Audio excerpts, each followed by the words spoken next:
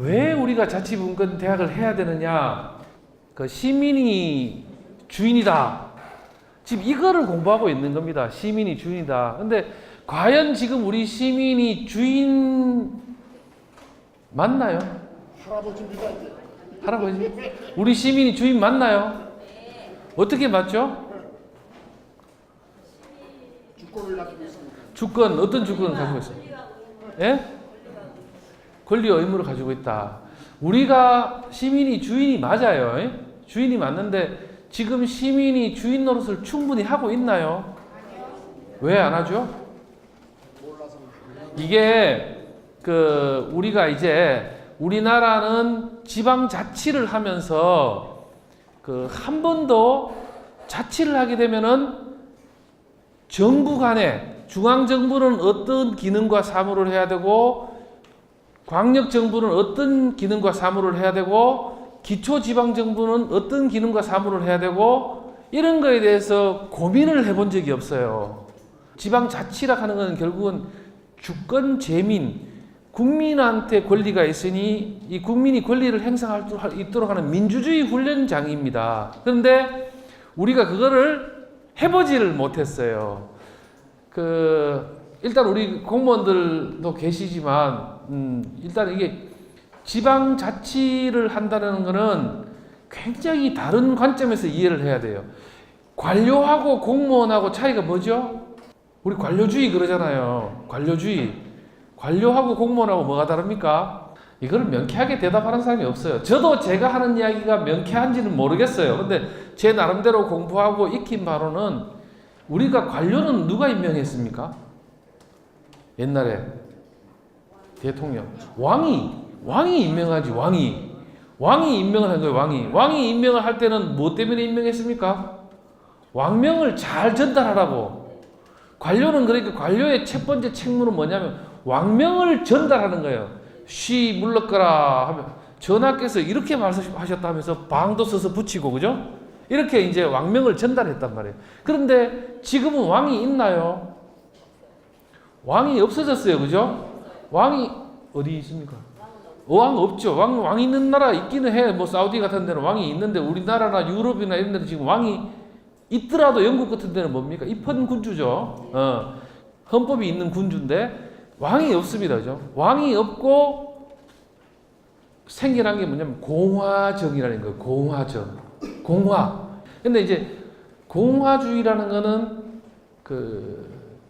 국민 주권이 있단 말이에요. 근데 우리가 지금 사실은 주권을 가지고 있지만 투표를 해서 시장도 뽑고 시의원도 뽑지만 과연 이게 내 주권이 이게 좀 그래요. 그죠? 그래서 결국에는 자치를 한다는 거는 이 분권과 자치를 하자는 거는 주권자가 주권을 행사를 똑바로 할 수 있도록 제도를 바꾸자는 겁니다. 그러니까 이게 뭡니까? 컵이 있으면 컵을 거꾸로 뒤집는 겁니다. 마을에서 결정을 하고 마을에서 못하는 거는 시가 해주고 시가 못하는 거는 도가 하고 도가 못하는 거는 국가가 하게끔 바꾸자는 겁니다. 그거 이제 지방자치입니다. 자치분권대학은 그거를 공부하는 데입니다. 아시겠죠? 그래서 자치분권대학을 공부하시면서 그거를 공공이라는 거에 대해서 늘 염두에 두셔야 됩니다. 혹시 불교 신자 있나요? 불교에서 이야기하는 핵심 경전이 뭐죠? 불교의 경전. 우리나라는 이제 대승불교잖아, 그죠? 대승불교의 핵심이 되는 대승불교를 대표하는 경전이 있잖아요. 반야신경, 금강경 이런 게 이제 대승불교의 중요한 경전이죠. 대승불교를 대표하는 경전이지. 반야신경이 뭐의 줄임말입니까? 바냐바라밀타, 마하바냐바라밀타 신경. 이거 줄임말이죠. 저 불교 신자 아니에요. 마하바냐바라밀타 신경인데 마하는 무슨 뜻입니까? 그렇지. 무한히 큰. 바냐는 깨달음, 지혜, 깨달음. 바라밀타는 바라밀타는 저 언덕으로 건너가다는 뜻이에요. 그러니까 심경은 핵심 경전, 무한히 큰 깨달음의 언덕으로 건너가는 핵심 경전 이런 뜻이에요. 마하바냐 바라밀타 신경이라는 게, 그래서 거기서 뭐 관자재 보살이 뭐 깊은 바냐 이렇게 쭉 나가는 건데, 제가 이야기를 왜 하느냐 하면은 대승불교에서 발보리심한 사람, 불심이 생긴 사람이 수행을 해야 되는데, 그 수행이 바라밀타 수행을 하면 내가 부처가 될 수 있다 이거예요. 바라밀타 수행이라는 거는 뭐냐면은 중생들을 저 깨달음의 언덕으로 보내는 거예요. 이게 제 이야기를 왜 뜬금없이 하느냐면은 시정부, 그죠? 시정부, 우리 이제 공화정 시정부가 그거하고 매우 닮아 있어요. 매우 닮아. 시민이 왕정이 없어지고 난 다음에 이것들이 어떻게 해서 내 삶을 윤택하게 하고 우리 마을을 잘 살게 만들 것인가 해서 만든 게 뭡니까? 우리는 사실 그래 안 만들었어. 우리는 일제강점기를 거쳐오면서 뭐 이렇게 미국식, 유럽식 제도가 들어오는 바람에 그래서 지금 우리가 자치분교 학교를 하는 거예요. 근데 유럽이나 이런 데 정통적으로 민주주의가 다 발전한 데들은 그래서 만든 게 지방정부예요. 시정부. 시정부를 만들면서 시민이 시정부한테 요구하는 게 뭡니까?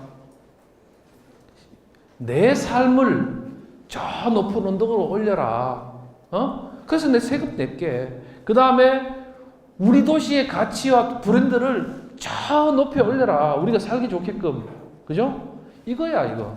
그런 부분들을 우리가 똑바로 배우고 공부를 해서 공무원은 시민을 위해서 시민 삶의 질을 높이고 하기 위해서 헌신하고, 시민들은 주권자로서 결정권을 행사할 수 있도록 하자는 건데, 그 결정권이라는 거는 예산 편성권이라든지 이런 걸 다 포함하는 겁니다. 이제 점차적으로 그렇게 바뀌어갈 겁니다. 제가 오늘은 자치분권대학을 왜 만들었는지, 그 다음에 그 자치분권 이걸 지방자치를 왜 해야 되는지 그걸 지금 이야기하려고 하는 겁니다.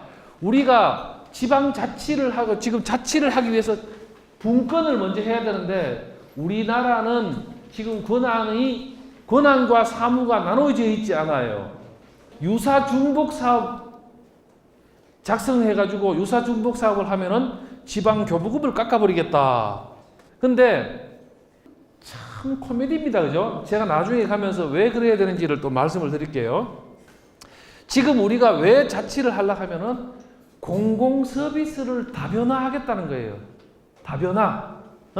그 다음에 효과적인 정부를 만들겠다는 거예요. 자, 이게 뭔 소리냐? 이 창의성과 다양성이 존중되는 시대라고 이야기하는데, 보십시오. 초한지 있죠? 그 초한지에 싸우는 사람이 누굽니까? 항우하고 유방이죠. 항우하고 유방이 진나라가 멸망이 되고, 진나라를 멸하려고 이제 진군을 해가면서, 그때부터 이제 진나라 멸망하고 나서까지 누가 패권을 잡을 거냐 계속 싸우죠. 그때 나오는 게 뭐 우리 그 중국의 경극 패왕별희 뭐 이런 거예요. 패왕이 우위하고 이별한다 뭐 이런 건데, 항우하고 유방이 거의 한 80번을 싸웠어요. 80번을 항우하고 유방이. 원래 진나라를 치러 갈 때는 항우는 대군이었고 유방은 대군도 아니었어요. 그렇게 출발해 갔는데 수십 번을 싸웠는데 누가 이겼습니까? 항우가 많이 이겼죠. 많이 이긴 게 아니야. 전부 다 이겼어, 항우가. 마지막 한 번 빼고. 예, 마지막 해야 전투 한 번 빼고 100% 다 이겼어요. 근데 항우가 전투에서는 이겼는데 계속 이겼지 뭐. 근데 전쟁 마지막 전투에서 져버렸다. 그래서 항우가 죽었죠. 강동사제는 돌려보내고, 그러니까 한나라가 만들어졌는데, 왜 중국 사람들이 가장 존중하는 사람이 항우예요. 유방은 안 쳐줘요, 중국 사람들은. 근데 항우를 쳐준다고. 근데 항우는 왜 졌느냐? 유방은 왜 이겼느냐? 이게 굉장히 이제 중요한 그 다양성이라는 거예요. 항우는 유방하고 싸우려고 하면은 반드시 자기가 가야 돼. 자기가 안 가면 싸움이 안 돼. 항우는 역발상에 기계가 있고 뭐 힘도 세고 뭐 여민 동락하고 백성들하고 같이 어울려 살고 병사들이 아프면 고름 빨아주고 이렇게 했단 말이에요. 그렇게 하면서 인심을 얻었는데도 항우는 자기 싸움만 하면은 반드시 자기가 가야 돼. 중국이 좀 큽니까? 동쪽 갔다 서쪽 갔다 북쪽 갔다 남쪽 갔다 항우는 점점점 지치죠. 근데 유방은 자주적으로 작지만 자주적으로 전투를 수행할 수 있는 단위가 매우 많았어요. 구강항, 영포, 한신, 팽월 이런 장수들이 자급자족하면서 스스로 싸울 수 있었던 거예요. 그래서 마지막에 해야에서는 유방의 동맹군들이 모여가지고 결국은 항우를 잡고 세웠죠. 그건 무슨 이야기입니까? 우리가 가족이 예를 들어서 한 50명쯤 된다고 치자고요. 아버지가 모든 것을 지시하고 있으면은 엄마도 하고 고모도 하고 삼촌도 하고 뭐 아들도 하고 결정권이 있고 뭔가 하면 어떻게 훨씬 다양해지겠죠. 그래서 지방자치를 분권을 하자는 핵심적 목표는 이거예요. 공공 서비스를 다변화해서 효과적인 정부를 만들자. 자, 그래서 이거는 뭐 행정학에서 하는 이건 모형인데요. 티브 모형이라는 건데 제가 그냥 넣어놓은 거예요. 티브 모형이라는 건 이거예요. 국가가 생산하는 공공재가 모두 균질하다면 사람들은 지방정부가 생산하는 공공재 때문에 그 도시를 선택하게 될 거다 이거예요. 지방정부가 선택하는 공공재.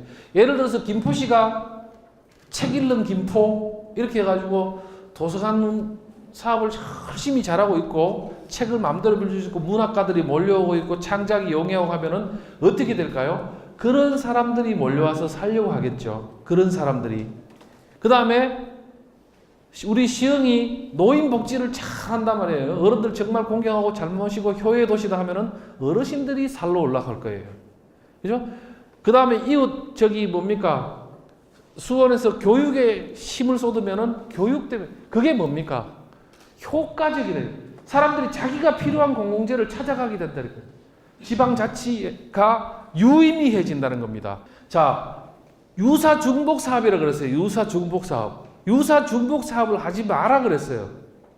그런데 중앙정부는 무슨 일을 해야 되고 우리처럼 이런 기초지방정부는 무슨 일을 해야 되는지를 고정해놔야지 서로 간에 혼돈이 없지 않겠습니까? 그거를 고정을 안 해놨기 때문에 어떤 문제가 생긴다고요?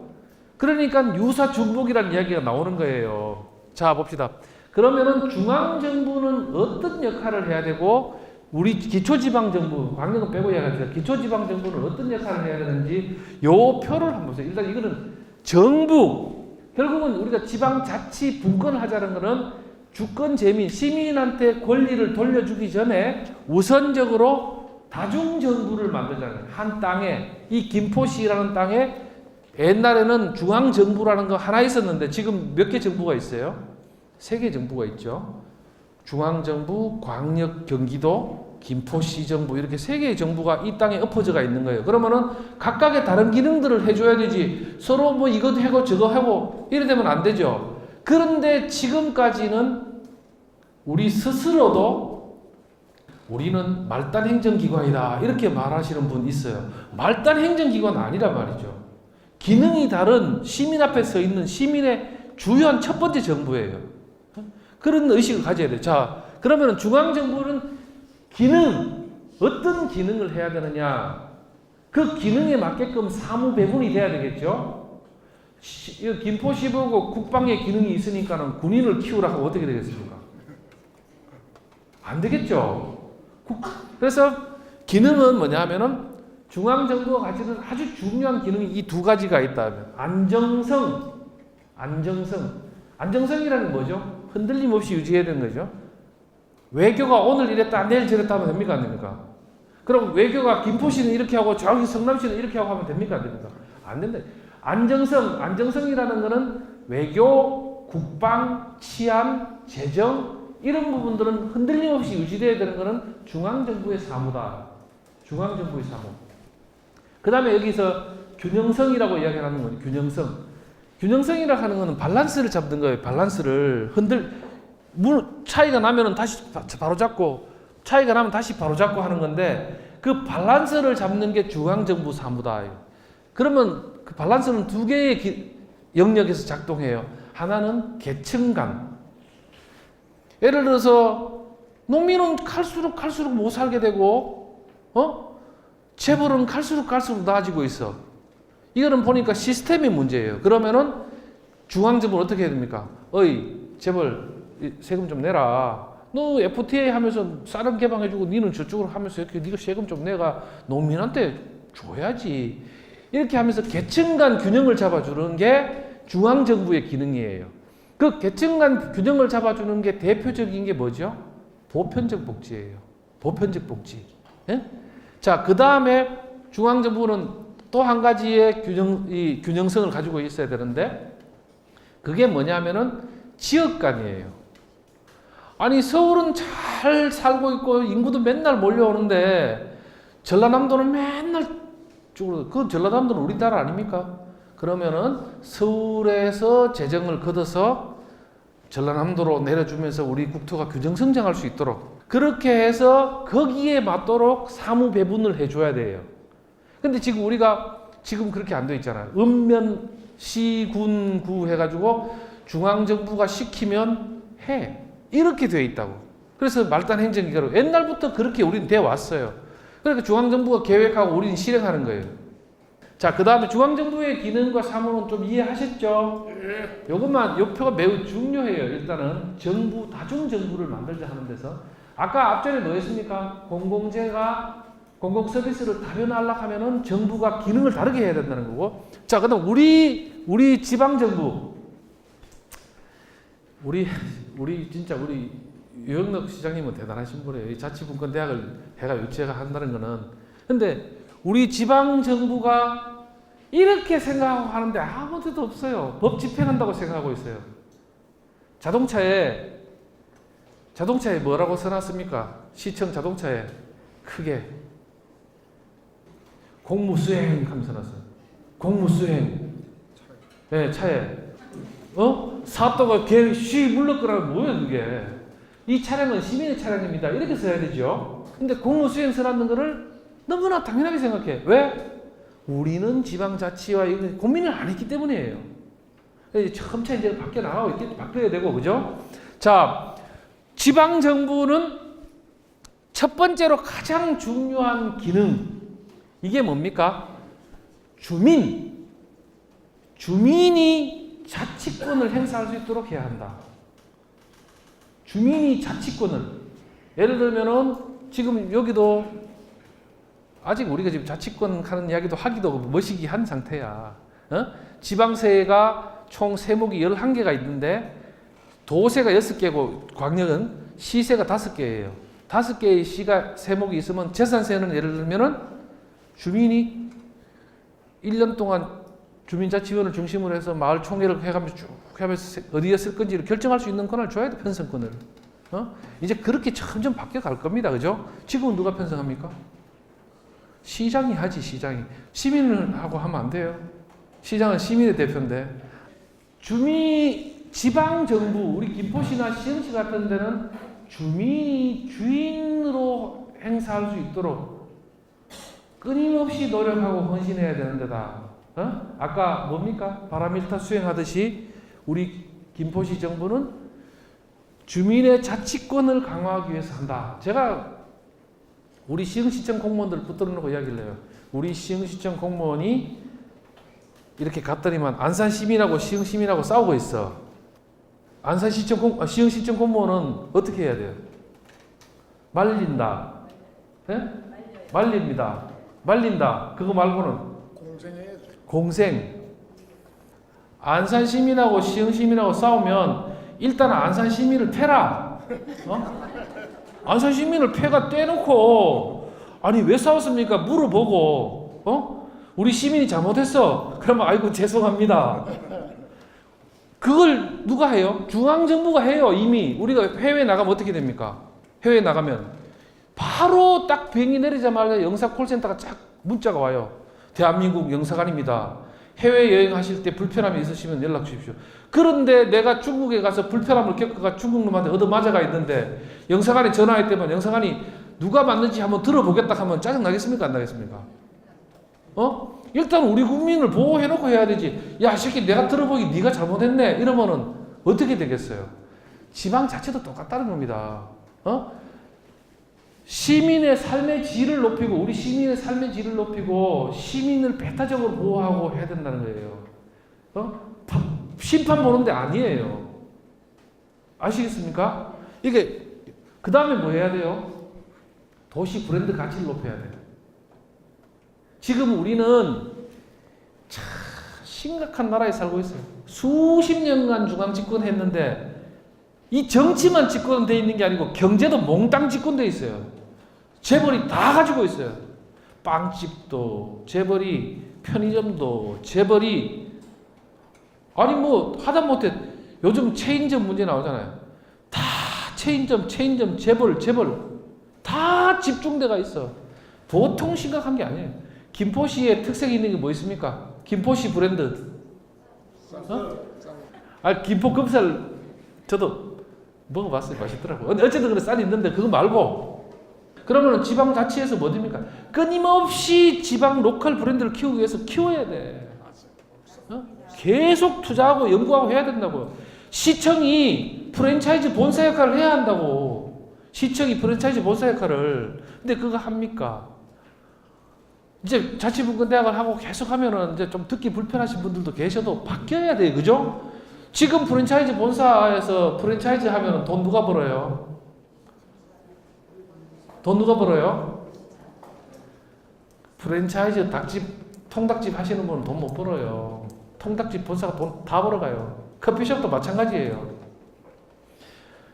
제주도 가도 롯데, 혜태, 삼성, LG, 울릉도 가도 롯데, 혜태, 삼성, LG, 김포 와도 롯데, 혜태, 삼성, LG. 뭐가 되겠습니까? 일본만 가보세요. 기차역에 가면은요, 지역 토산품이 넘쳐나요, 넘쳐나. 로컬 브랜드들이. 로컬이 힘인데, 우리가 지방자치를 안 하고 오랜 세월 동안 피폐되어 있다 보니까, 로컬 브랜드가 어떻게 됐다? 술도, 우리 지역은 전통주학교 이런 거 다른데, 술도 밀주 단속 해버리고, 누룩도 일본 거 갖다 주고 잘 만들어 버려라. 이렇게 돼가지고, 로컬 브랜드라는 게 싹 다. 그러니까는 우리가 어떻게 돼요? 내 애들도 대기업에 취직해야 되고 여기서 먹고 살 게 없어요. 그러니까 전부 다 어디로 갑니까? 대기업이 있는 데로 가는 거예요. 그러니까는 내 고향에 대한 애착이 생길 수가 없잖아요. 지방자치를 하면서 이제 우리 지방 공무원들과 시민들이 이 점을 잘 이해하고 있어야 돼요. 그래야만 나라를 바꿀 수가 있어요. 그러면 우리 애들이 이 땅에서 뿌리박고 살 수가 있고 행복하게 살 수가 있어요. 근데 지금은 우리가 가야 될 길이 어떻게 됩니까? 참 멉니다. 그죠? 자치분권이 뭐다? 해답이에요. 해답. 김포시에 권한이 오고 김포시 공무원들이 시민의 삶의 질을 챙기던 공무원들이 되고 시민들이 주인 행세를 하고 우리 도시의 브랜드 가치를 키우기 위해서 우리가 노력해서 투자하고 지금까지는 국회의원님께서 저기 다리 만드셨다. 국회의원님께서 여기 건물 지었다. 그 다리 만들어 놨는 거 10명도 안 가. 1년에. 그래도 우리 동네에 있으면 좋지. 이런 식이라고 지금. 국가 예산이 나중에 뒤로 가면서 설명이 줄줄줄줄 세요. 줄줄. 네. 자, 자치. 우리가 일단은 우리가 여기 한번 보십시오. 대한민국 인구가 5천만 명이에요. 5천만 명. 미국은 인구가 3억입니다. 3억. 우리보다 한 6배 되죠? 그러면은 우리나라의 대한민국의 자치정부 숫자는 240개예요.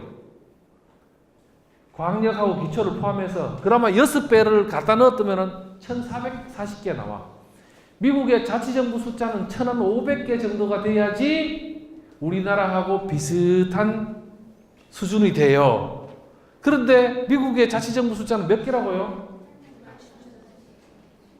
87,000개예요. 이거를 맞추라고 그러면은 한 명도 못 맞춰요. 참 많이 쓰세요 하면은 만 개.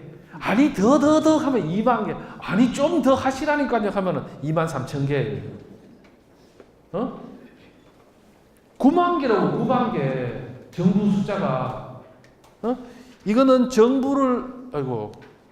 정부를 구성할 수 있는 권한이 있는 거예요. 이런 거는 그냥 이건 뭐냐면 자치정부를 구성할 수 있는 권한이 누구한테 있다? 시민한테 있다. 시민한테. 그게 뭡니까? 특별 목적 지방 정부 이런 겁니다. 그래서 미국에는 굉장히 많은 기관의 형태가 있어요. 우리가 생각하는 건 뭡니까? 우리는 기관 대립형하는 걸 채택해 놨어요. 그죠? 우리는. 그래가지고 의회하고 시정부하고 맨날 싸워. 우리 도시를 우리가 만들자 하는데 서로 힘을 합쳐야 되지. 근데 싸우게 만들어 놨어. 그게 뭐냐? 기관 대립형이라. 의원님들 잘못이 아니고 집행부 잘못도 아니야. 정부가 기관 통합형도 있고 여러 가지 형태가 있는데 기관 대립형만 하도록 만들어놨기 때문에 맨날 싸우는 거예요. 예? 자, 미국에 갔더니만요. 시민이 가장 적은 숫자의 시민은 몇 명일까요? 한 도시에. 이건 정말 엄청나게 낮춰야 돼요. 한번 맞춰보세요. 50명? 누굽니까 50명? 아유 훌륭하십니다. 좀 더 낮춰야 돼요. 근데 50명이라고 말씀하시는 분 처음이에요. 다 한번 10,000명, 20,000명 그래요. 18명이에요. 시민이 18명인 시가 있어요. 하모니 시티라고. 거기는 어떻게 먹고 살아요? 제가 가봤어요. 가봤는데 건물이 딱 4개 있어. 18명 있는 시민에 갔더니만 조그마한 우체국이 있어요. 거기 이제 시청을 겸하고 있어요. 그다음에 유리공예 하는 집이 있고 그걸 파는 집이 있고 와이너리가 하나 있어. 근데 그분들 어떻게 먹고 사느냐? 시민이 18명이란 거 팔아서 먹고 살아. 우리 시에 오세요. 우리는 시민이 18명 뿐이에요. 그럼 사람들이 18명이니까 궁금하다 해서 오는 거예요. 그러면 거기서 이제 물건도 팔고 관광사업 해가지고 살아요. 행정은 옆시에 위탁해놨어. 옆시가 등보 떼고 이런 걸 해주는 것 같아. 그러니까 그렇게 구성할 수 있는 권한인데 우리는 어떻게 되어 있습니까? 너무나 딱딱하게 되어 있죠. 안 돼. 아무것도 지방이 결정할 수가 없어. 행정구역, 그죠?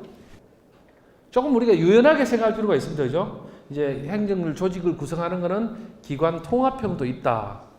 저기 스페인 같은 데 가면은 이렇게 되어 있어요. 동별로 선거를 하잖아요. 1등은 동장. 선거가 1등하면 동장, 2등하면 사무장. 동장은 당연직 시의원. 당연직 시의원. 동장은 통계 대표니까 당연직 시의원. 그 다음에 시의원으로 가는 분이 시장을 호선해. 시의원 중에서. 이런 형태도 있다는 겁니다. 우리처럼 이렇게 있는 게 다가 아니다는 겁니다. 자, 그래서 이제 지방자치는 이제 왜 중요하냐. 이렇게 적어놨어요. 민주주의 정치의 단련장. 우리가 사실 이 민주주의가 밥 먹여주라 하는데 민주주의는 밥 먹여줘요. 잘하면. 민주주의의 단련장이고 그 다음 민주주의 실험실이고 그 다음에 이 보세요. 이게 중요해요. 지금 지방자치 정부 간에 지방정부 간에 경쟁이 돼 있어. 시장님들이 잘하겠다고. 그래서 어디에 잘하는 거 있으면 얼른 가서 보고 와서 또 막 내가 잘하려고 그래요. 근데 이거를 만약에 국가적으로 실험하려고 하면 어떻게 돼요? 국가가 실험실은 아니잖아요. 그러면 국가적으로 실험하다가 큰 낭패를 볼 수가 있어요. 그래서 작은 단위에서 실험하는 부분들이 되면은 그게 확산되는 거예요. 보세요. 대공황기, 미국 경제 대공황기에 몇몇 주가 사회경제 정책을 용기 있게 도입함으로써 국가의 다른 부분의 위험을 초래하지 않고 잘 극복했다. 뭐 이렇게 되어 있습니다. 자, 근데 이제 지금 이 자치분권대학을 하는 거하고 일맥상통하는 겁니다.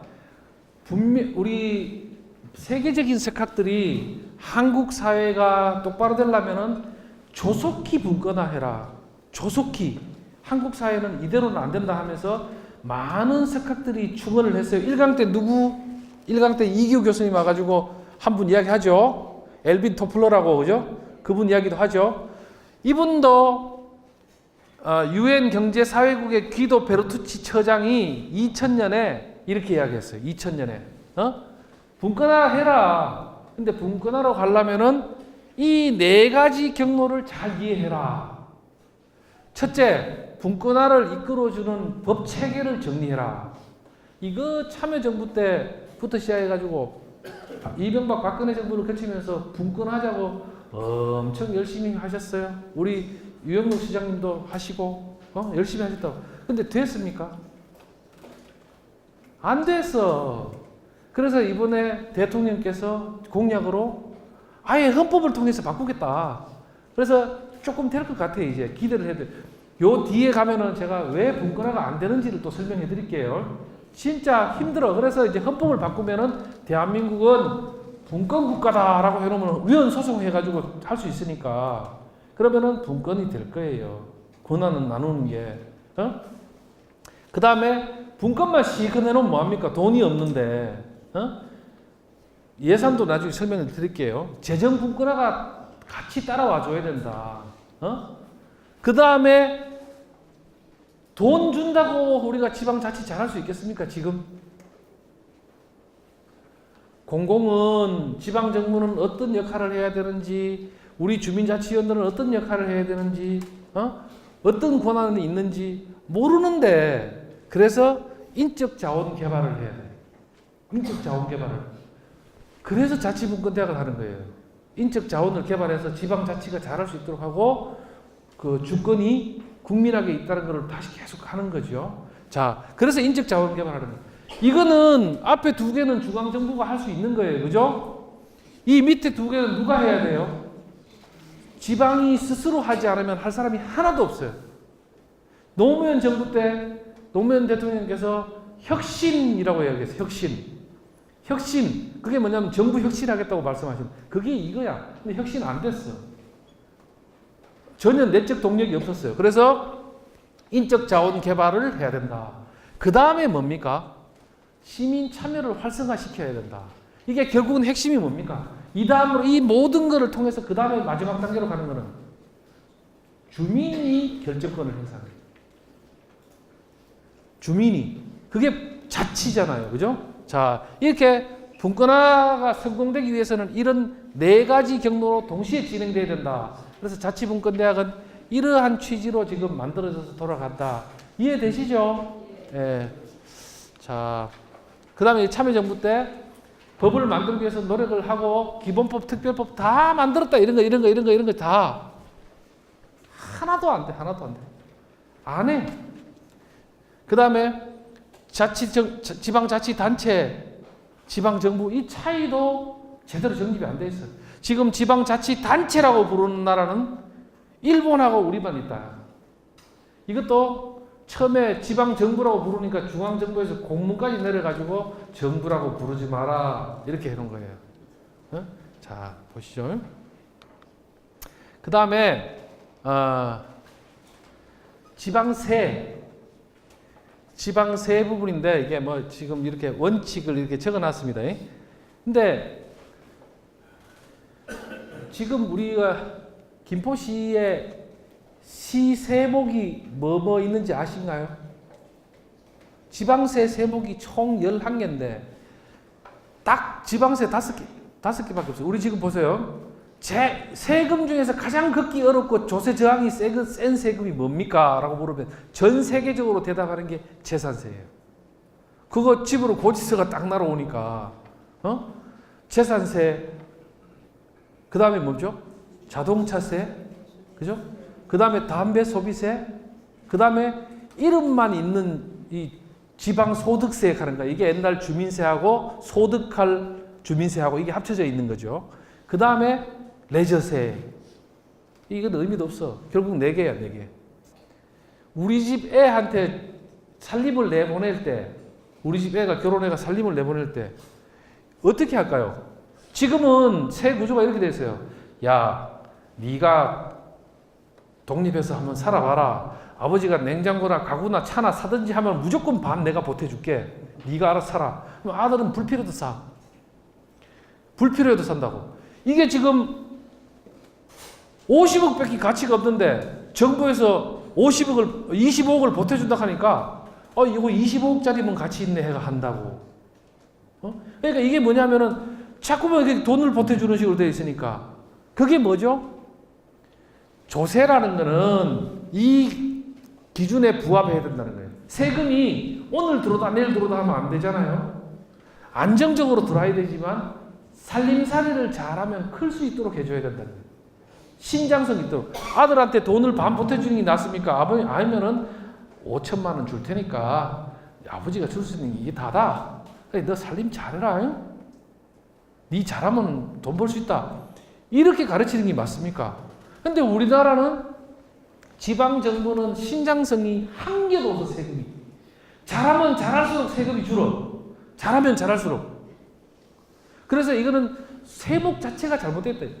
그래서 우리 지방정부는 아까 권한, 기능과 사무 배분도 문제지만 재정구조도 매우 잘못되어 있다. 이거는 옛날에 말단 행정기관일 때 봤던 방식이다 이겁니다. 아시겠습니까? 그래서 이게 정부다워지려고 하면은 소득세, 소비세 이런 것들을 중심으로 다시 편성이 돼야 되는 세목이. 자, 서울시 중구에 사람들이 엄청나게 다니죠. 서울시 중구에. 거기 서울시 중구는 서울시 중구 사람보다가 타지 사람이 훨씬 많을걸요, 그죠? 뭐 안산, 부천, 김해, 뭐 대한민국 다 올 거 아니에요. 그분들이 와서 쓰레기 버리고 가. 그러면 서울시 중구는 맨날 그것만 치우고 있어. 뭔 소득이 돼요, 그분들이 오신다고. 그러면은 서울시 중구 같은 데는 담배 세금을 더 받아가지고 청소 비용을 충당하고, 그죠? 또는 세목을 신설해서 이렇게 할 수 있어요. 그래서 유럽 같은 데 가면 담배값이 다 다른 거예요. 주마다. 우리는 그 조금만 다르면 용서를 못 해요. 우리는 지금 인식이. 그래서 그렇게 자기 성장할 수 있도록 해야 된다는 거예요. 지금 우리 들어보시죠. 이거 뭐 이 원칙 아시면 될 거예요. 예. 그 다음에 이렇게 돼 있다는 겁니다. 세가. 그것도 세목도 많이 달라요. 이 특별시 있죠. 특별시에 있는 구는 그 세금이 두 개밖에 없고 이게 세금이 다 다르다는 겁니다. 아시겠죠? 광역시 구조랑 우리는 여하튼 서울시에 있는 거 보세요. 등록 면허세하고 재산세밖에 없어요. 서울시에 있는 구들은 광역시가 9개 가지고 있는 거예요. 아시겠죠? 보시면 세목이 이렇게 다르다는 것과 우리가 그 분권하자 이렇게 얘기하면 사람들이 다 이게 돈 달라 하는 줄 알아. 그런데 우리 시흥시는 이렇게 돼 있어요. 재정 자주도가 대략 한 50% 돼요. 그거는 뭐냐면은 시민이 내는 세금하고 세외 수입하고 합쳐가지고 우리 시흥시가 요보다는 좀 많은데 이거는 추경하기 전이니까 세출 예산이 6천억이에요. 시흥시는 1년에 일반 회계로 6천억을 씁니다. 6천억을 써요. 그런데 세금이나 세외 수입으로 들어오는 거는 3천억밖에 안 돼요. 3천억밖에. 처음부터 그랬어요. 요번에 뭐 그런 게 아니고 옛날부터 그래 왔다고. 그걸 메워주는 게 중앙정부예요. 교부세라든지 이런 거 주는 거예요.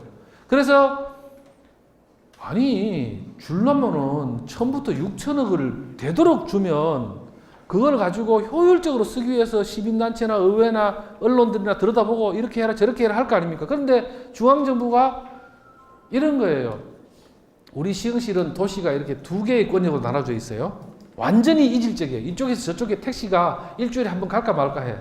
그런데 우리 시흥시는 두 개의 권역으로 나눠져 있으니까 청소년 수련관이 두 개 있으면 좋아요. 그렇죠? 완전히 다르니까 가지도 않으니까. 그러면 청소년 수련관을 우리는 한 개 더 지어야 돼. 그래가지고 중앙정부 돈이 많이 드니까 우리 돈은 뭐 하니까 이제 청소년 수련관 짓다마다 응모하는 거예요. 우리 하나 더 짓게 해주세요. 그러면은 중앙정부에서 야, 넌 가. 아니 왜요? 넌 한 개 있잖아. 이거예요. 한 개 있잖아. 근데 우리는 보훈회관보다는 청소년 수련관이 더 필요한데도 중앙정부가 돈을 보훈회관밖에 안 대주니까 이런 식으로 정부가 자기 목적을 대로 끌어가기 위해서 지방에다가 끊임없이 교부금을 주는데 아까는 뭡니까? 유사 중복 사업하면 뭐를 줄이 푼다? 중앙정부에서 보태주는 교부금을 줄인다는 거예요. 에? 그러면은 아니 국가가 지금 사회보장을 하면서 어르신들한테 한 달에 한 200만 원씩 드리면서 더 보태주면 혼낸다 합니까? 딸랑 10만 원, 20만 원 주면서 거기서 우리가 노인복지 사업을 잘해보겠다고 하는데 그게 유사중복 사업이냐고요. 그래서 그 발상부터가 잘못됐다. 그죠? 자, 이런 겁니다. 그죠? 재정구조 대충 이해하시겠죠? 세목별로는 뭐 이렇게 보실 것도 없고 대체로 우리 시흥시 정도 되면은 우리 시흥 세무서에서 걷는 세금이 1조 한 2천억 돼요. 1조 2천억. 우리 시흥시가 받는 세금은 2천억 정도 돼요. 그래서 우리가 이할자치다 이렇게. 그 돈이 세무서에서 걷어가지고 국가로 갔다가 국가에서 다시 교부를 해주는 거예요. 누가 좋아요? 이거 지금 누가 좋다고 하는 거예요? 중앙 관료들, 중앙 정치인들. 그들이 지금 김포에서 무슨 사업을 해야 되는지, 로컬 브랜드를 뭘 키워야 되는지 알아요. 안면, 백, 이게 작동하는 거예요. 그러니까 나라가 어떻게 됩니까? 정상적으로 작동하지 못하게 되는 거예요. 지금 만약에 여기서 자치를 한다고 주민들한테 결정권을 줘보십시오. 치열하게 해서 돈이 효율적으로 쓰게 되고요. 그래서 효율적으로 될 것이다.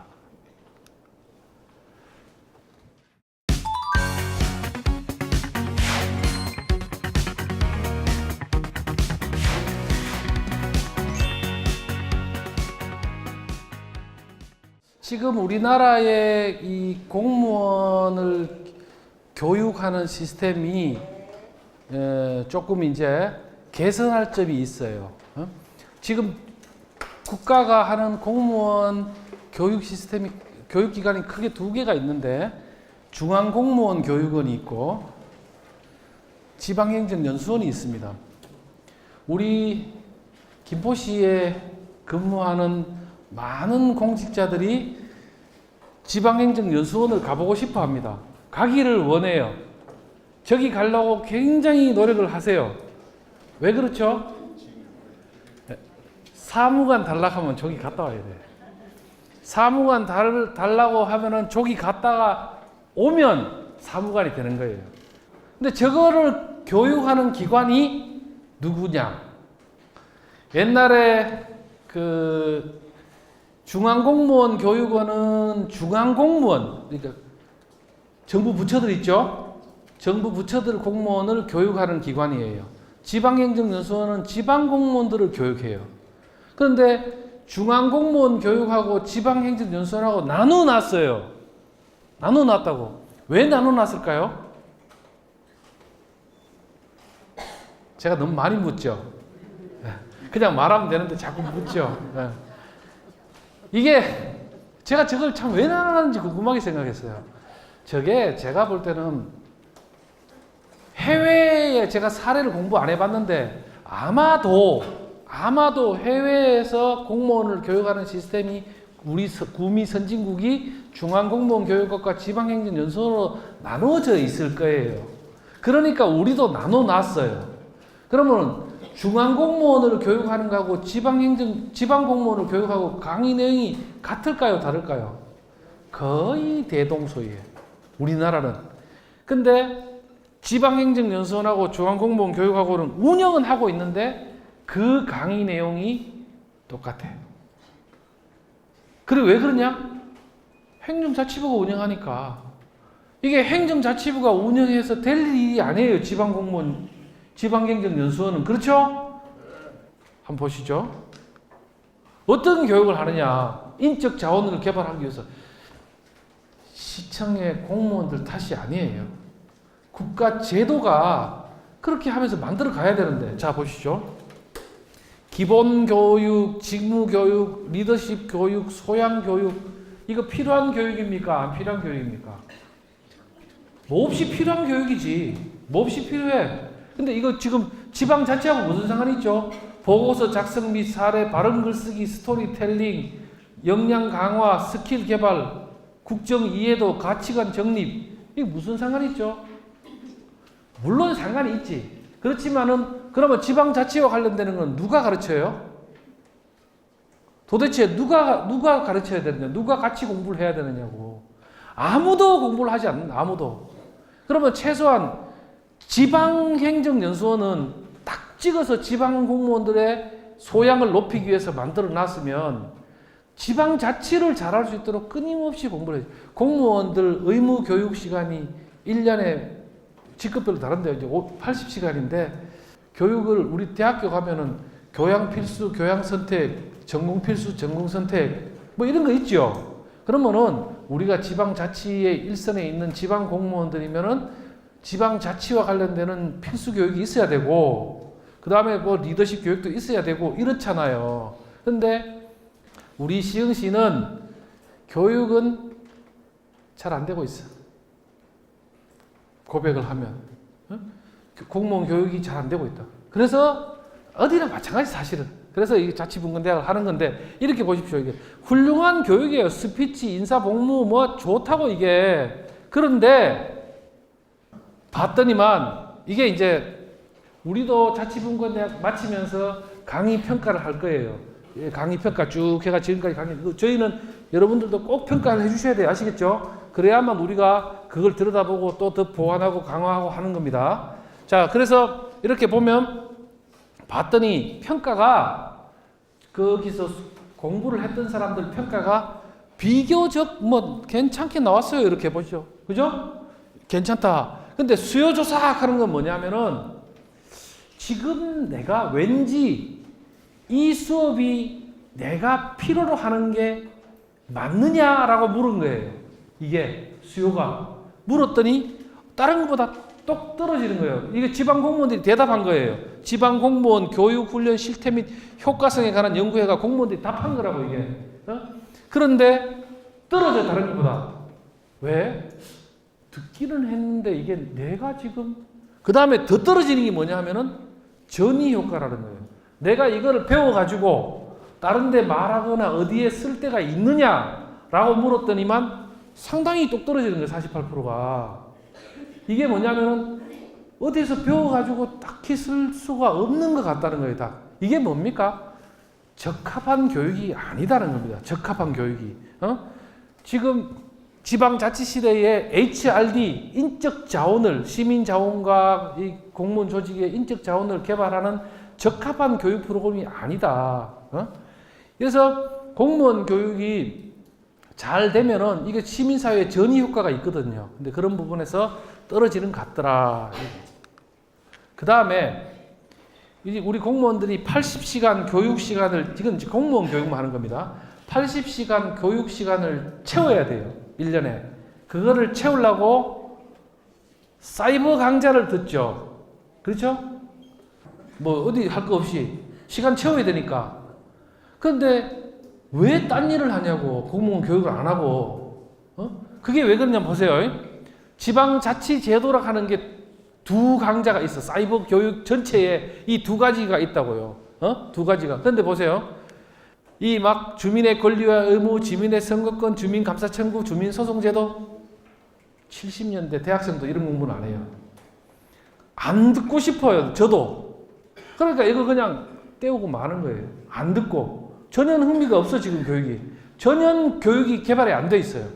그래서 상당히 문제가 많다. 그러니까 공무원 핵심 뭡니까? 공무원을 체계적으로 훈련시키고 교육시키는 지방자치 시대에 그런 기관이 지금 없다. 그러다 보니까 지금 나라가 잘 돌아가는 면이 있다. 이 얘기입니다.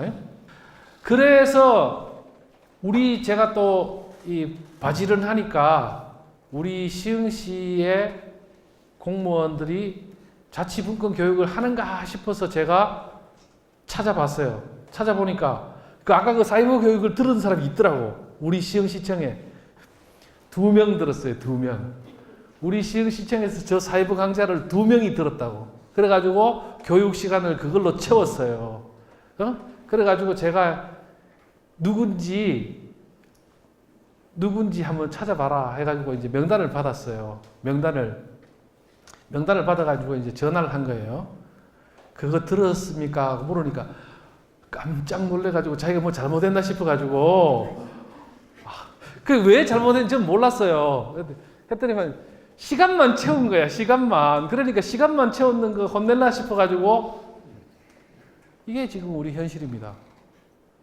지금 이러한 지방자치를 교육하고 아까 그 민주주의 훈련장 이런 게 지금 작동하지 않고 있다는 겁니다. 그죠? 지금 자치분권대학에 오셔서 이런 수업 앞에서 지금 처음 듣는 게 많죠. 네, 그래서 이제 그렇다. 그러면은 이 자치분권 시대에 그 어떤 이 교육 이 공부가 이루어져야 되겠느냐? 어떻게 해야지 그 로컬 브랜드도 키우고 제대로 된 자치를 하겠느냐? 그죠? 이게 지금 그러한 거 없이 예산만 지방 정부로 내려온다고 자치가 잘 될 것이냐? 그죠? 그렇죠? 예, 그렇습니다. 그래서 결국에는 지방 자치를 잘 하려면은 그게 굉장히 중요한데 이 교육은 세 가지 원칙으로 다시 짜져야 된다. 세 가지 원칙으로. 그게 뭐입니까? 기업들이서 이게 이미 기업들한테 여기 뭐 기업체 다니신 분 다 계시니까 HRD라고 많이 들어보셨을 거예요. 그죠? 그게 인적 자원 개발인데 휴먼 리소스 디벨롭먼트 인적 자원 개발이 매우 중요한 거예요.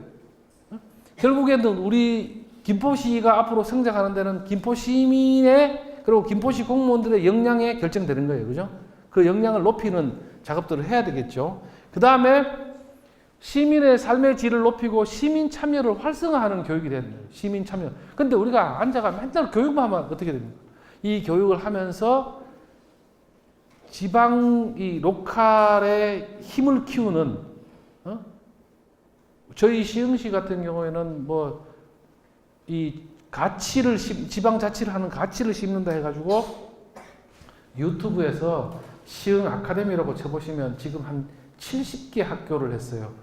온돌 학교, 뭐 양봉 학교, 보편적 복지를 배우는 스웨덴 학교, 그 다음에 또 등등 우리 물고기 학교, 산림 경영 학교 이런 걸 수도 없이 해왔어요. 지난 한 6년 정도 제가 하면서 그 모든 지금도 저 영상 찍고 있잖아요. 자치분권대학에서 하는 모든 강의는 자치분권대학 홈페이지로 다 올라가죠. 유튜브에 다 공개됩니다.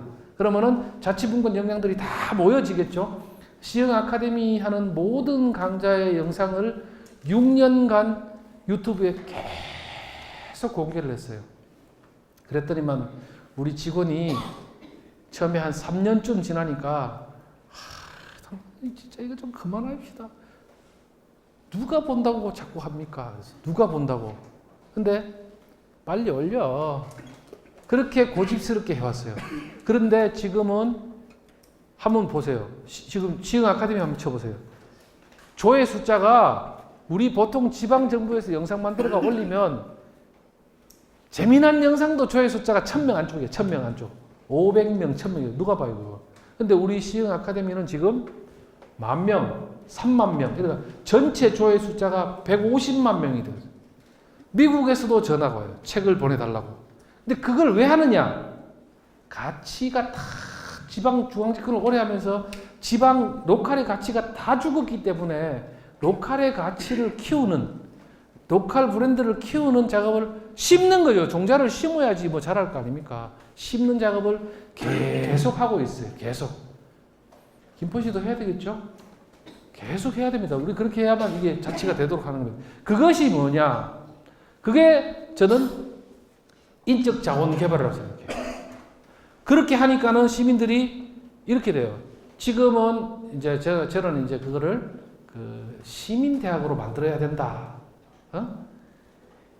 이 시민이 A라는 직종에 종사하다가 B라는 직종을 바꾸고 싶으면은 어디를 다녀요? 시민대학을 다니면서 공부를 해가 B라는 직종으로 바꾸고 A라는 직종을 더 풍부하게 하고 싶으면 또 시민대학을 바꾸고 굳이 그러니까 배움의 과정만 있는 게 아니고 동아리 단계가 있고 그 동아리 단계를 넘어서 창업 단계도 이제 가고 있어요. 그래서 이제 같이 모르게 하는데 그렇게 우리가 전무해 사실 우리 시흥에 무슨 브랜드가 있습니까? 물으면 없고 지역의 지역사, 지역 이야기 이런 것도 공부도 안 돼 있고 그렇죠? 그래서 그렇게 시민의 삶의 질을 높이고 시민 참여를 활성화하는 그런 교육을 통해서 계속 가치를 심으면서 그 가치 옆에 사람들이 모여서 온돌 마을도 만들고 할 수 있도록 그렇게 육성해야 된다는 겁니다. 지방자치. 그 다음에 공무원 자치분권 역량 강화를 통해서 시민사회 어쨌거나 공무원들이 매우 중요하죠. 시민의 세금으로 이렇게 돌아갑니다. 제가 2009년에 시흥시청으로 처음 갔는데 동사무소에 전화를 걸면은 저 기절한 줄 알았어요. 사랑합니다 고객님 하면 나오는. 어? 내가 친절하겠다 하는 건 알겠는데 시민이 고객이 아니잖아요. 시민이 주인인데 친절하겠다 하는 마음은 알겠어. 근데 그거 없애라 했다가 또 제가 욕을 많이 먹었어요. 근데 지금 점점 없어지고 있죠. 자, 공무원 역량 강화를 통해서 시민사회에 전인, 무슨 말씀인지 알겠죠? 제가 행정자치부에 있다가 시흥시청으로 들어가서 처음에 간부회의를 들어갔다가 기절하는 줄 알았어요. 어쩌면 행자부 회의하고 시청회의하고 판에 박히듯이 똑같다 이거예요. 그 누가 그렇게 만들어놨을까요? 관성군수가 그렇게 만들어 놓은 거예요. 우리 스스로 혁신하려고 하지 않고 바꾼 적이 없다는 겁니다. 언젠가는 젊은 공무원들이 나와서 이건 잘못됐습니다 라고 말하는 사람이 나올 겁니다. 그렇죠? 그게 뭡니까? 지방공무원 자치분권 역량 강화를 통해 시민사회가 바뀌도록 한다. 그래서 이게 우리가 말만 이렇게 주민 참여하라, 지금 시민 여러분한테 참여하라 해가지고 참여하면 뭐합니까? 행사 구경하고 박수치고 가세요. 그래서는 참여가 안 되죠. 참여라는 결국은 뭐냐면 결정권을 행사하는, 결정권을, 그죠? 이 자치분권을 하면은 결정권을 행사하게 된다. 그러면은 이렇게 바뀌게 됩니다. 아까 저기 스님께서 언제면은 이 자치분권이 되겠느냐 하는데 저는 아주 기로에 서 있다. 기로에. 자치분권 사회로 빠르게 갈 수도 있고 영원히 밀려나갈 수도 있다. 왜냐하면 우리 한국 사회가 지금 뭡니까? 초고령화 사회로 가고 있어요. 그죠? 초고령화 사회. 왜 초고령화 사회로 갑니까? 젊은 여성들이 결혼을 안 하고 아이를 안 놓으니까 초고령화 사회로 가고 있는 겁니다. 지금 15년 뒤면 초고령화 사회로 가. 15년 뒤에 초고령화 사회가 되면 약이 없어요. 약이. 초고령화 사회가 되는데 무슨 약이 있겠냐고. 그러니까 초고령화 사회로 가기 전에 15년 내로 젊은 여성들이 결혼하고 아이 낳고 아이 키우는 게 편안하고 그게 뭡니까? 두 가지야. 보편적 복지가 빨리 되게 하는 것과 자치분권이 빨리 되게 하는 것. 이 경주를 하고 있어요. 지금 어떤 말이 더 빨리 가느냐. 그래서 그렇게 하려고 하면 어떻게 해야 돼요? 결국에는 우리 국민과 시민의식 역량이 높아져야 돼요. 그래서 제가 지방정부 협의회 사무처장이고 이 자치분권 대학을 각 시군에 많이 하고 있습니다. 대학이. 그런데 대체로 이 강의를 듣고 나시면은 평이 괜찮아요. 기존에 이 딱딱할 거라고 생각했는데 기존의 강의보다는 훨씬 재미있고 유익하다 이런 평을 많이 주셔요. 그렇다고 해서 무조건 안 좋은데 좋다 하실 건 없어요. 그래서 저희가 냉철하게 주셔야 또 성장을 하는 거니까. 근데 어쨌든 이 자치분권 대학이 우리 김포 시민들 또 우리나라 국민들 이렇게 스며들어서 결국은 우리가 자치분권이 되도록 하는데 일조를 했으면 좋겠고, 여러분들이 나중에 수료하시면은 이제 자치분권 친구들 하면서 이제 돈 안 들어요. 이제 문자 메시지도 하고 하면은 응원해 주시고 하시고, 그러면은 이제 우리가 주민자치위원회라든지 이런 부분들이 지금 주민자치위원들 하시는 부분 많죠? 주민자치위원회 하시는 분 손 한번 들어봐 주시겠습니까? 많으시네, 그죠? 많습니다, 그죠?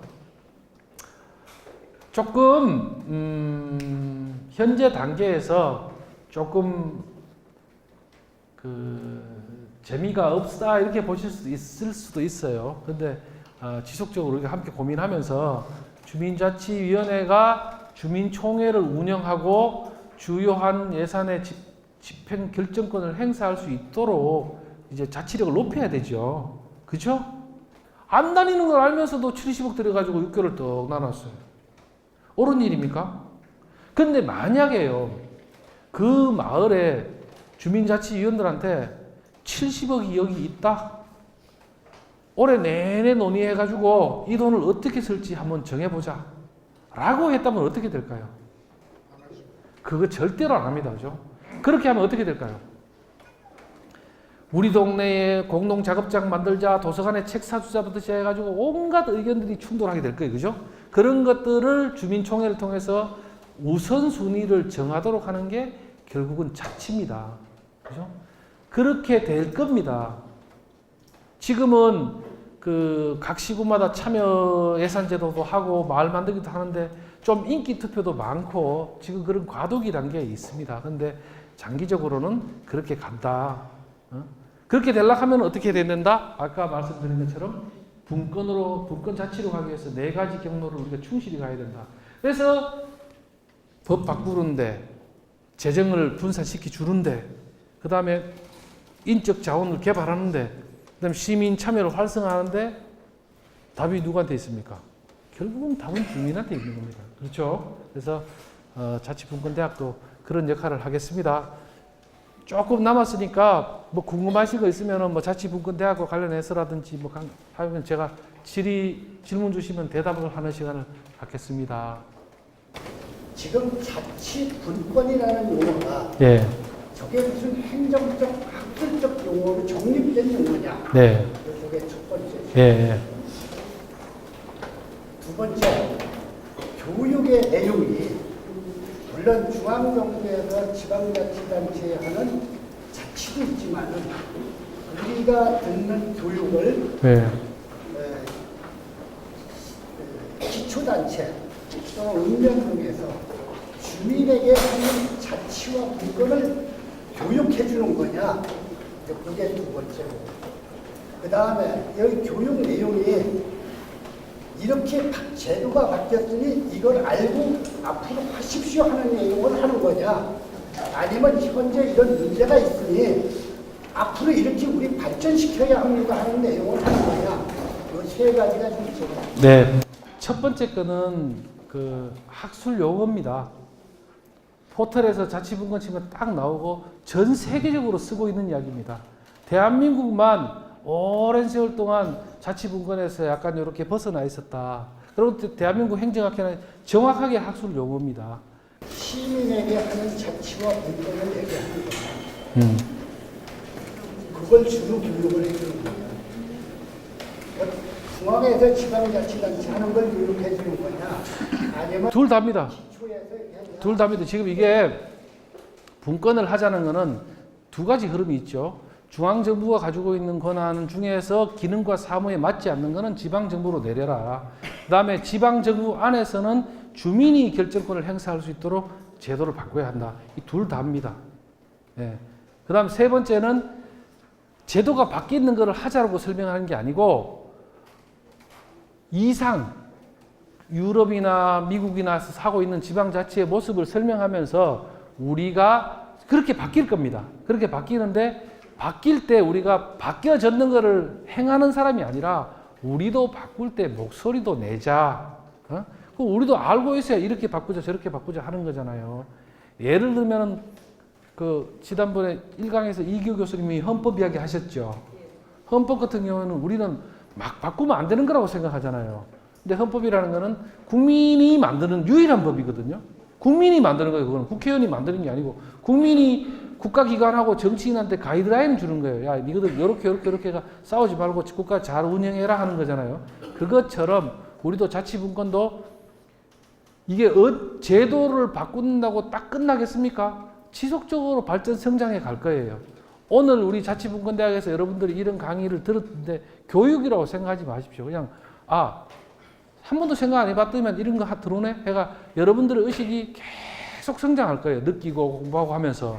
그러면서 다양하게 성장해 가는 거죠. 결국에는 어떤 획일적인 걸 하자는 게 아니고 창의성과 다양성이 있도록 하자. 주민이 결정하면 주민들이 획일적인 결정을 하겠습니까? 엄청 복잡하고 피곤할 수도 있겠죠. 그러나 효율적으로 돼가고 점점 효율적으로 돼가고 다변화돼 가지고 다양성 있는 사회로서 될 것이다.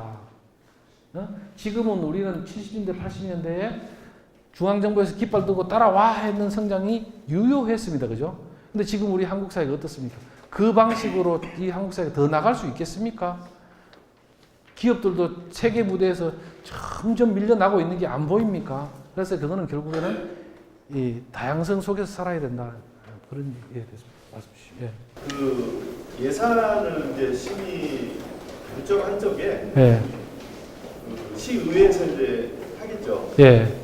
근데 거기에 아까 이제 말씀하신 지금 이제 자치분권에서 지금 앞으로 나아갈 방향으로 시민의 참여와 그다음에 결정, 예. 권한 이런 것들 말씀해 주셔서 혹시 예산 심의와 결정 과정에 시민들이 참여하고 결정에 참여할 수 있는 어떤 그런 장치들이 지금 마련되어 있는지 일단 궁금합니다.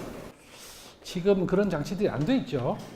주민이 의회에 가서 그 예산과 관련해서 발언권도 없습니다. 의원이 아니기 때문에. 근데 지금 현재 예산의 편성권이 누구한테 있습니까? 편성권. 편성권은 시장한테 있어요. 집행권도 시장한테 있고, 의회는 심의 의결권이 있죠.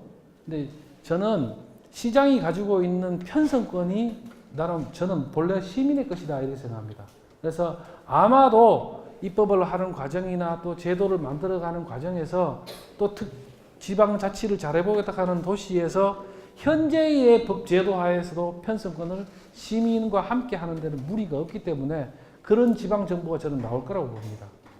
그래서 그렇게 되면은 주민이 이제 그 주민의 시각, 내가 이 거주민으로 지금 우리가 지방의 문제, 이게 지금 모든 분들이 이거 핸드폰 끄자마자 해가지고 뭐 보고 있죠? 다음 네이버 포털에서 이제 중앙뉴스 보고 있어요, 그죠? 근데 보면 막 재미있어, 맨날 싸우고. 근데 내하고는 아무 상관이 없어. 그러니까는 이게 안 되는 거예요. 근데 만약에 김포시에 여기 아파트 앞에다가 그거 공원 있는 걸 없애고 아파트 짓는다 하면 그 동네 사람이 난리가 날 거라고, 그죠? 그런 뉴스 속에 살 수 있는 사회가 돼야 돼요. 그래서 주민으로서 결정할 수 있는 사회. 또 다른 질문은 없습니까? 그러면은 강의 마쳐도 되겠습니까? 제가 오늘 뭐 이야기한 게 그 여러분들한테 유익하고 또 우리 자치분권 하는데 여러분들이 좀 굉장히 유익했으면 좋겠습니다. 하여튼 긴 시간 고생하셨습니다. 고맙습니다.